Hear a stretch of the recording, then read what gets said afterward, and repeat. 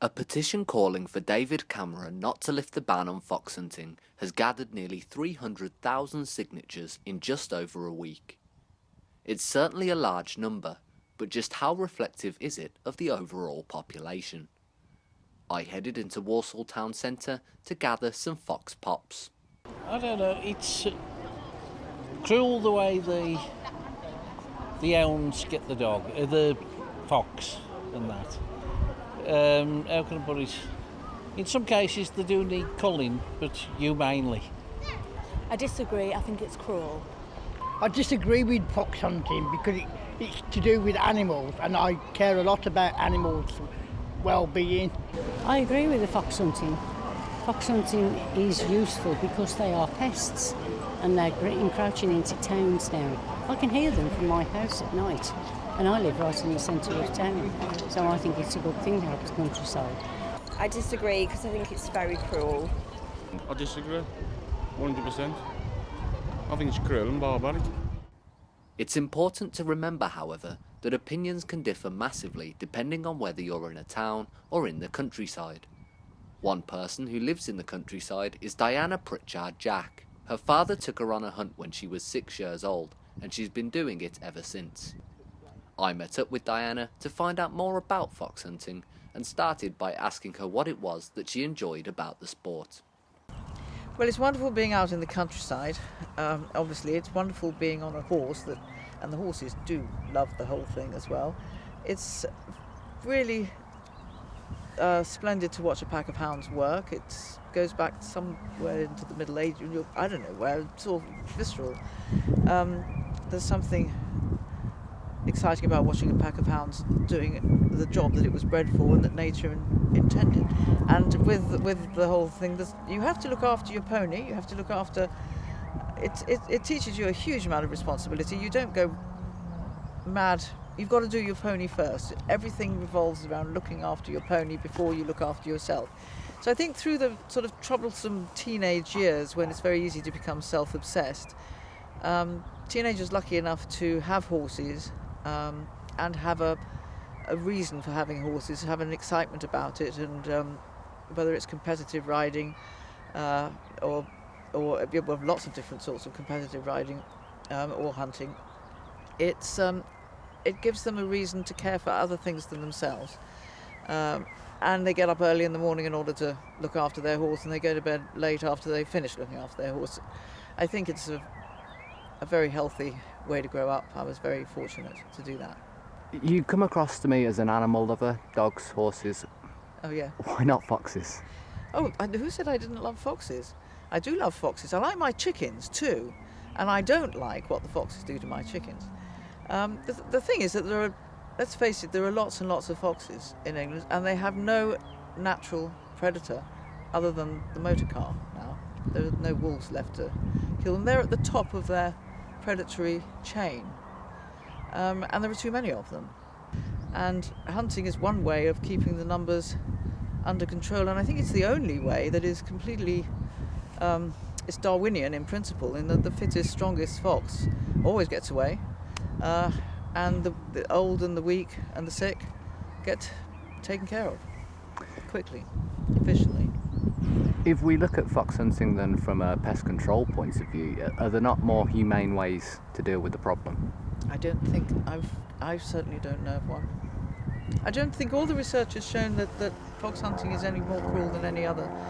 And as I say, at least here, it's not indiscriminate with foxhounds, but it is, traps. And to shoot a fox dead, you need to be a sharpshooter, and you need to have a sight on your rifle. I mean, you've really got to be a sniper. They are creatures of the shades and shadows, and they move fluidly, and they're very difficult to hit. Mostly they get wounded and they die of gangrene rather than being shot dead. What was your reaction when you first heard talk of a ban on fox hunting? Anger, I suppose, disbelief, that there's such a misunderstanding about a way of life that involves all sorts of animals, and those of us who live in the countryside and look after animals of all sorts, shapes and sizes, and who respect the fox. To be called cruel just showed the enormity of ignorance on the part of the people who were describing us. You've mentioned the word community several times throughout this interview and how it brings people together. Has that been affected since the ban came into effect? Where it's really affected us, I think, is it's made us very angry, and it's alienated the people who live in the countryside from the people who live in the towns. Before, somebody coming from the town to live in a village was welcomed in, and come and join this and join that, and we're doing this today and that tomorrow, and now it's like, who are they? Are they against our way of life? The first thing you know is they're going to complain because a muck spread has gone through the village, and suddenly it smells, their lovely little bijou cottage smells of muck.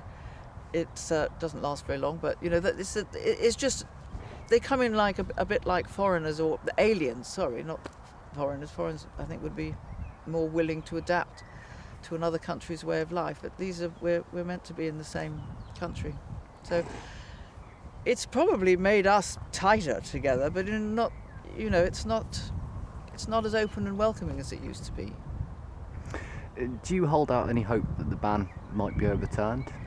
Oh yes, certainly. I mean, the law doesn't work as it is. I mean, it has got to be changed. It's just, and the Conservatives have promised that in their manifesto that they would have a free vote. Our lot say that we have enough sway, we think, but I think if we can explain how the law as it stands is inoperable, then something's got to happen to it. We can't go on like this. It's not fair on the huntsman. Every time he goes out with hounds, he's thinking, gosh, I hope my hounds behave and do exactly what they're meant to do, because that's my intention, is that we go out and we hunt the trail. They trip over a fox and kill it. The huntsman suddenly, it's not his fault. And how on earth are you going to prove an intention anyway? It's a bit silly.